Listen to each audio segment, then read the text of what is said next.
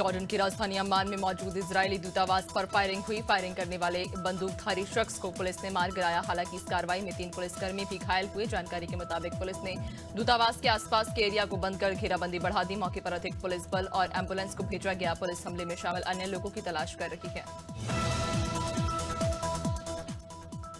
प्रधानमंत्री नरेंद्र मोदी को अमेरिका में विश्व शांति पुरस्कार मिला। वॉशिंगटन एडवेंटिस्ट यूनिवर्सिटी और एक संगठन अमेरिका इंडिया माइनॉरिटी एसोसिएशन ने मिलकर पीएम को सम्मानित किया। अमेरिकी संगठन ने अल्पसंख्यकों के हितों की रक्षा के लिए सम्मानित किया।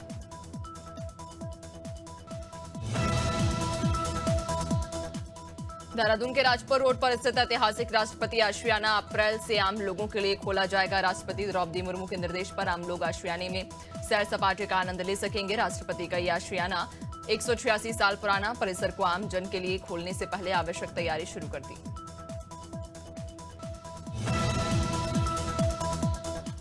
प्रधानमंत्री नरेंद्र मोदी ने आज मन की बात कार्यक्रम के 116वें एपिसोड को संबोधित किया। इसमें पीएम मोदी ने युवाओं से एनसीसी से जुड़ने की अपील की। प्रधानमंत्री ने कहा कि आज एनसीसी दिवस है। उन्होंने कहा कि मैं खुद एनसीसी का कैडेट रहा और इसके अनुभव मेरे लिए अनमोल।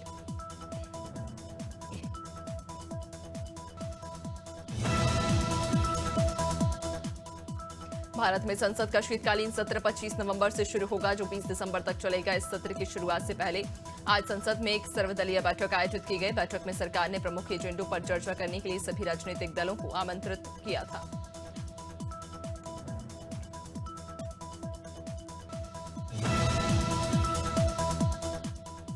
मध्य प्रदेश के मुख्यमंत्री डॉक्टर मोहन यादव ने नई पहल की है। इसी कड़ी में जेंडर आधारित हिंसा की रोकथाम के लिए जागरूकता अभियान हम होंगे कामयाब कल से शुरू होगा।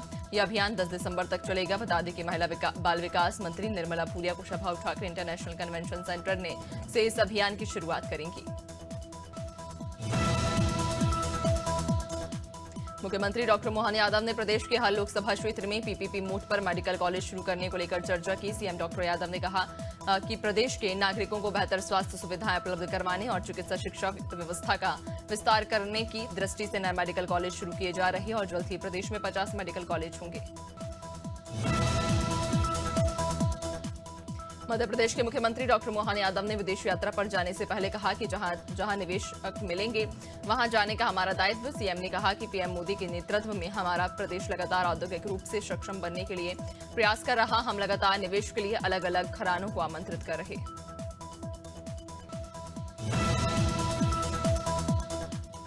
झारखंड विधानसभा चुनाव में रिकॉर्ड तोड़ जीत के बाद भी कांग्रेस को जोरदार झटका लगा। सीएम हेमंत सोरेन ने कांग्रेस को डिप्टी सीएम पद से देने से इनकार कर दिया। सोरेन ने कांग्रेस को दो टूक कहा कि जो व्यवस्था थी वही चलाइए, बेवजह नई नई मांगे मत लाइए, हम जैसे मजबूत थे वैसे ही बने रहेंगे।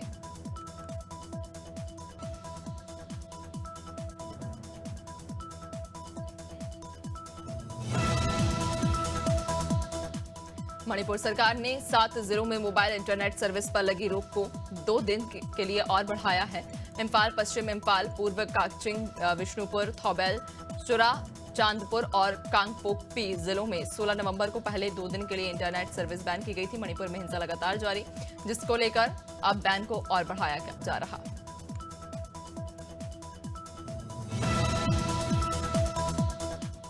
इलाहाबाद हाईकोर्ट प्रशासन ने 3 जिला जजों सहित जिला जज स्तर के 7 अधिकारियों का स्थानांतरण किया।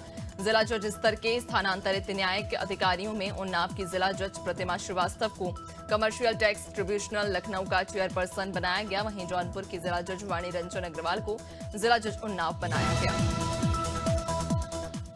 1988 बैच के आईपीएस ऑफिसर कैलाश मकवाना मध्य प्रदेश के नए डीजीपी होंगे। सीएम डॉक्टर मोहन यादव के विदेश यात्रा पर जाने के बाद देर रात गृह विभाग ने इस संबंध में आदेश जारी कर दिए। कैलाश मकवाना वर्तमान में एमपी पुलिस हाउसिंग कॉर्पोरेशन के चेयरमैन, अब वे एमपी के 32वें डीजीपी।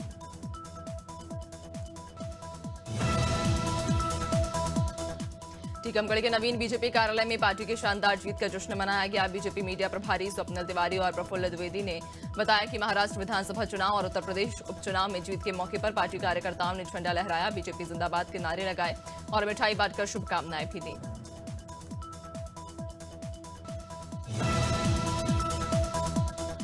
उत्तराखंड में निकाय चुनाव को लेकर अब सरगर्मियां तेज हो गई। पिछले 1 साल से प्रदेश के निकायों में प्रशासक सारा कामकाज देख रहे, क्योंकि नए बोर्ड के गठन को लेकर समय से चुनाव नहीं हो पाए। प्रदेश के शहरी विकास मंत्री प्रेमचंद अग्रवाल ने कहा कि निकाय चुनाव को लेकर प्रक्रिया शुरू कर दी गई है। जल्द ही निकाय चुनाव की तारीखों का ऐलान कर दिया जाएगा।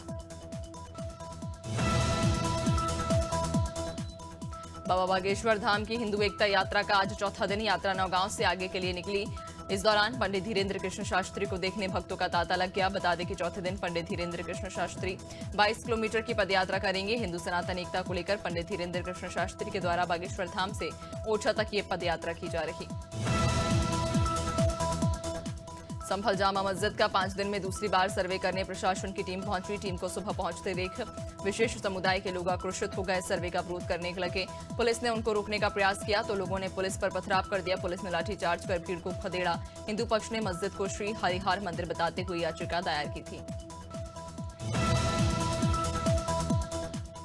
दिल्ली पुलिस के कांस्टेबल की हत्या करने वाले आरोपी को पुलिस ने एनकाउंटर में मार गिराया। आरोपी का नाम रॉकी उर्फ राघव था। आरोपी ने दिल्ली के गोविंदपुरी इलाके में शनिवार को पुलिस कांस्टेबल किरण पाल की चाकू घोंपकर हत्या कर दी थी। दिल्ली पुलिस ने संगम विहार इलाके में कार्रवाई करते हुए मुख्य आरोपी रॉकी को ढेर कर दिया।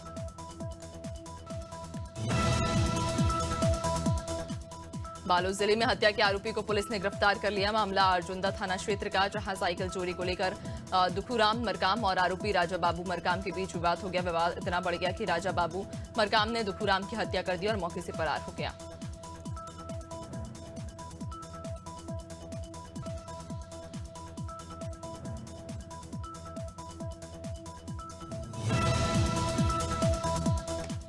कोरबा जिले में चाकूबाजी की घटना सामने आई। मामला बाकी मोगरा थाना क्षेत्र के सरस्वती हाई स्कूल का, जहां विवाद के बाद एक छात्र ने दूसरे छात्र पर चाकू से जानलेवा हमला कर दिया। स्थानीय लोगों ने घटना की सूचना पुलिस को दी, जिसके बाद पुलिस मौके पर पहुंची और आरोपी को गिरफ्तार कर घायल छात्र को अस्पताल भेजा।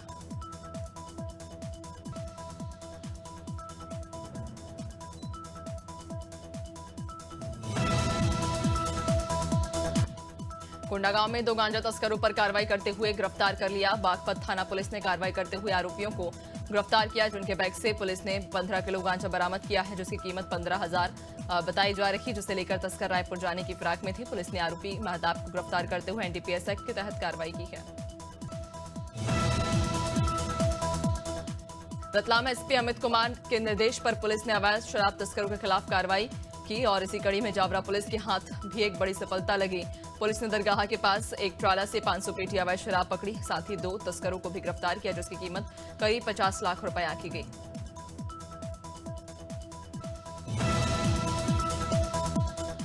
शिवनी में गौवंश को काटने के मामले को लेकर पुलिस ने एक आरोपी को गिरफ्तार किया। पुलिस को सूचना मिली थी कि बोरी कला के पत्थर टोला गांव में सईद खान अपने घर के पास अपने साथी दोस्तों के साथ मिलकर गौवंश काट रहे थे। पुलिस ने मौके से एक आरोपी को गिरफ्तार किया, वहीं उसके साथ ही 2 अपराधी अंधेरे का फायदा उठाकर फरार हो गए। जशपुर पुलिस ने कार्रवाई करते हुए बेशकीमती सागौन की लकड़ी की तस्करी करने वाले एक तस्कर को गिरफ्तार कर लिया, जबकि पेड़ काटने वाला मजदूर अंधेरे का फायदा उठाकर मौके से फरार हो गया। दरअसल देर रात कुनकुरी थाना प्रभारी सुनील सिंह को सूचना मिली थी कि कुंजारा जंगल में वनों की अवैध कटाई हो रखी है, जिसके बाद पुलिस ने कार्रवाई को अंजाम दिया।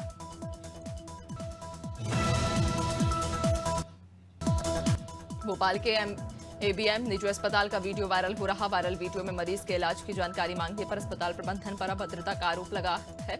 मरीज के परिजनों को धर्मांतरण कराने के मामले में फंसाने की धमकी दी गई। धमकी देने वाली महिला का नाम सोनाली चौक से बताया जा रहा।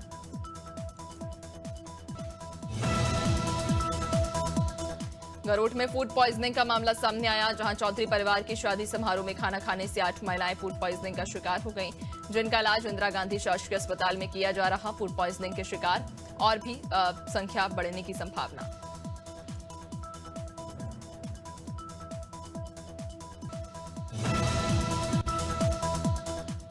ग्वालियर में स्कूल से साइकिल पर घर जा रहे कक्षा 9वीं के एक छात्र को स्कूल बस ने रौंद दिया। छात्र को रौंदने की घटना वहां लगे एक सीसीटीवी कैमरे में कैद हो गई। घटना के बाद चालक बस लेकर फरार हो गया। घायल छात्र ने 24 घंटे अस्पताल में जिंदगी की जंग लड़ते हुए इलाज के दौरान दम तोड़ दिया। पुलिस ने बस चालक के खिलाफ मामला दर्ज कर कार्रवाई शुरू कर दी है।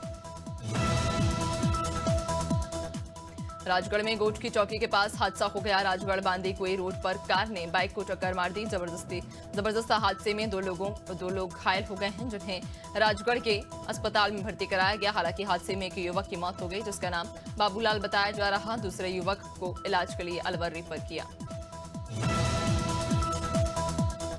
रायबरेली के बचरावा थाना इलाके में भीषण सड़क हादसा हुआ, जिसमें महिला समेत 3 लोगों की दर्दनाक मौत हो गई, जबकि 9 लोग गंभीर तौर पर जख्मी। हादसा तब हुआ जब धान से लदी ट्रैक्टर ट्रॉली में पीछे से बोलेरो घुस आई। उसके अगले हिस्से के परखच्चे उड़ गए, वहीं बाकी का बचा हिस्सा खाई में पलट गया। सूचना के बाद मौके पर पहुंची पुलिस ने घायलों को अस्पताल भेजा। बदायूं के दातागंज थाना क्षेत्र में एक टैक्सी कार निर्माणाधीन पुल से नीचे गिर गई। हादसे में टैक्सी सवार 3 लोगों की मौत हो गई है। मृतक गाजियाबाद से टैक्सी कार हायर करके जिला शाहजहांपुर जा रहे थे, तभी यह हादसा हो गया। मौके पर मौजूद ग्रामीण टैक्सी में फंसे युवकों को निकालने में जुटे। पुलिस को सूचना दी। फिलहाल पुलिस मामले की जांच कर रही।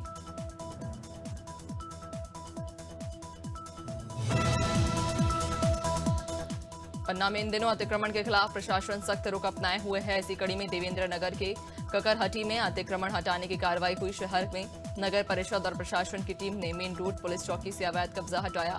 गुन्नौर रोड सलीम मंसूरी के मकान तक सड़क के दोनों ओर अतिक्रमण हटाया गया। इस दौरान अवैध निर्माण को हटाकर सामान भी जब्त किया गया।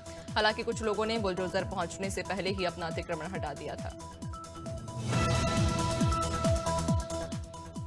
फतेहपुर जिले के नहर कॉलोनी में भारतीय किसान यूनियन की मासिक बैठक आयोजित की गई, जिसमें किसानों की क्षेत्रीय समस्याओं, डीएपी खाद की कमी और समितियों से मिलने वाले बीज की किल्लत पर चर्चा हुई। बैठक में महिला किसानों के संगठन को मजबूत करने के लिए जुझारू नेता ममता गुप्ता को महिला जिलाध्यक्ष चुना गया।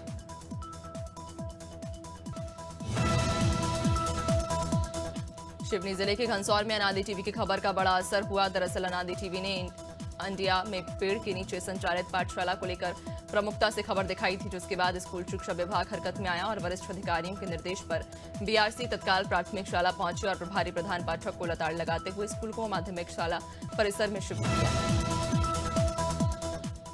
बक्सर में नगरपालिका प्रशासन और ठेकेदार ने सरकारी धन का जमकर दुरुपयोग किया। केशव नगर में 1 माह पहले बनाई गई सड़क पहले ही टूट गई। स्थानीय निवासियों ने नगरपालिका परिषद को इसकी शिकायत की, लेकिन अब तक कोई कार्रवाई नहीं हुई। निवासियों का कहना है कि सड़क बनने से पहले जैसी समस्या थी, वही परेशानियां फिर से उनके सामने खड़ी हो गई हैं। प्रयागराज में आगामी महाकुंभ के आयोजन को लेकर जूना अखाड़े ने मेला क्षेत्र में अपने धर्मध्वज की स्थापना की। संतों ने वैदिक मंत्रोच्चार के बीच धर्मध्वज पर तिलक और फूल अक्षत चढ़ाकर उसका पूजन किया। पूजा के बाद धर्मध्वज को विधिपूर्वक मेला क्षेत्र में स्थापित किया गया है।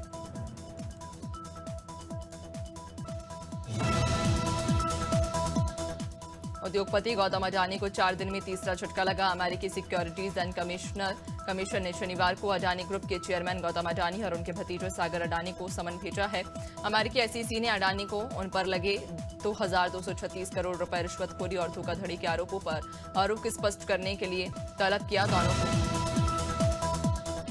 Flipkart backed lifestyle e commerce company Myntra अब क्विक कॉमर्स सेक्टर में आ गई। कंपनी ने एम नाउ नाम से इस सेक्टर में कदम रखा, जिसके तहत बेंगलुरु के चुनिंदा इलाकों में 2 घंटे के अंदर डिलीवरी की गारंटी देने वाली क्विक कॉमर्स सर्विसेज का पायलट प्रोजेक्ट शुरू किया। हालांकि इसमें सिलेक्टेड प्रोडक्ट की ही डिलीवरी शुरू की गई। वर्ल्ड रेसलिंग एंटरटेनमेंट ने अपने फैंस के लिए बड़ी घोषणा की। अब जनवरी 2025 से WWE रॉ को नेटफ्लिक्स पर लाइव स्ट्रीम किया जाएगा। ये WWE के इतिहास में एक नई शुरुआत का प्रतीक, जहां ये ट्रेडिशनल केबल टीवी से आगे बढ़ते हुए डिजिटल प्लेटफॉर्म की ओर रुख कर रहा।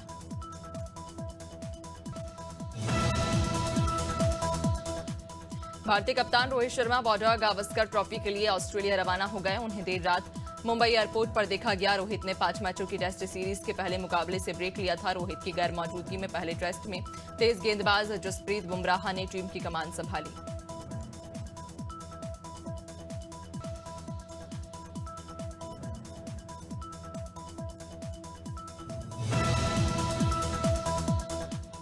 बॉलीवुड एक्टर रणवीर सिंह देर शाम अमृतसर स्थित गोल्डन टेम्पल पहुंचे। उन्होंने श्री गुरु ग्रंथ साहिब के सामने माथा टेका और अरदास की। रणवीर सिंह ने सफेद कुर्ता पजामा पहना हुआ था। जैसे ही रणवीर सिंह माथा टेकने के लिए झुके तो सामने से लोगों ने उनकी वीडियो बनानी और फोटो लेना शुरू कर दी, जिससे उन्होंने फैंस के कहने पर उनके साथ फोटो भी क्लिक कराई।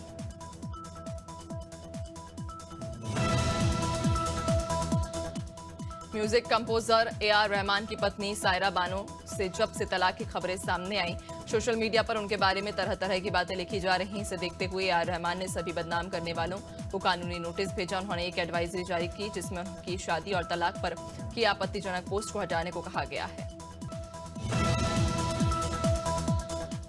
नीलम कोठारी और गोविंदा ने साथ में कई फिल्में की। दोनों ने पहली बार फिल्म इल्जाम में काम किया।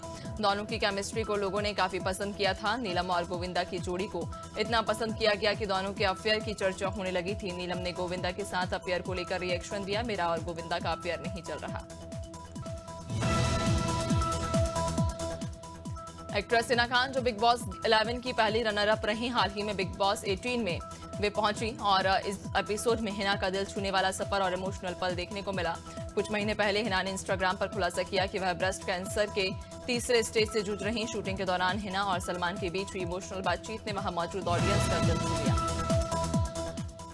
Central board of film certification ने हाल ही में बच्चों के लिए फिल्म रेटिंग सिस्टम में कुछ बदलाव किए। CBFC की ओर से UA कैटेगरी में 3 नई रेटिंग श्रेणियां जोड़ी गई। इन बदलावों का उद्देश्य माता पिता को यह निर्णय लेने में मदद करना है कि कौन सी फिल्म उनके बच्चों के लिए उपयुक्त है। CBFC अब नए अपडेट के तहत यानी UA 7+, UA 13+। करीना और करिश्मा कपूर के कजिन ब्रदर आदर जैन और उनकी गर्लफ्रेंड अलेखा आडवाणी की रोका सेरेमनी शनिवार को हुई। इस मौके पर दोनों एक्ट्रेस के अलावा रणवीर कपूर, नीतू कपूर और बबीता कपूर को देखा गया। जहां करीना बहन की जिम्मेदारी निभाती नजर आई तो वहीं करिश्मा गिरते गिरते बची।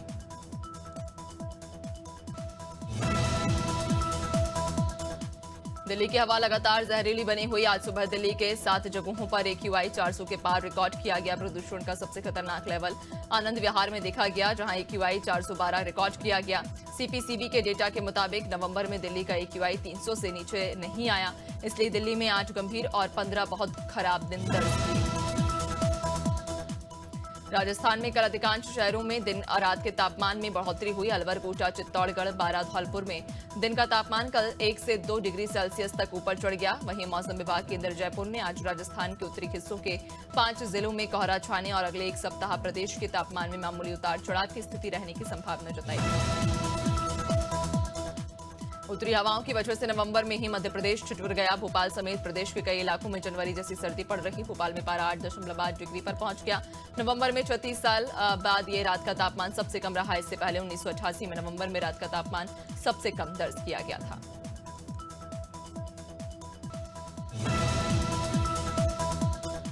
छत्तीसगढ़ में उत्तर से आ रही हवाओं के कारण ठंड लगातार बढ़ती जा रही। सरगुजा संभाग के जिलों में कपाने वाली ठंड पड़ रही है। अंबिकापुर में न्यूनतम तापमान 8.4 डिग्री और पहाड़ी इलाकों में न्यूनतम तापमान 7 डिग्री पर पहुंच गया, जो अभी सबसे ज्यादा ठंडा। लोग गर्म कपड़े और अलाव का सहारा ले रहे हैं।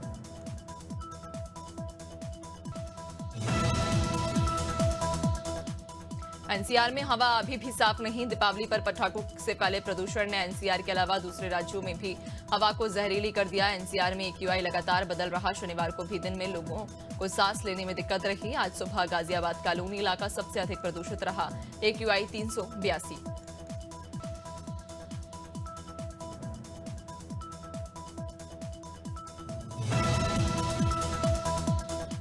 झारखंड में ठंड का प्रभाव अब तेज हो रहा। सुबह शाम लोग अच्छी खासी ठंडक महसूस कर रहे। रविवार सुबह भी हल्का कोहरा रहा। जैसे जैसे दिन चढ़ रहा है मौसम साफ हो गया। हालांकि कई जगहों पर सुबह लोग अलाव तापते नजर आए। दिन में धूप निकलने के बाद भी चल रही हवा लोगों को ठंड महसूस करा रही है।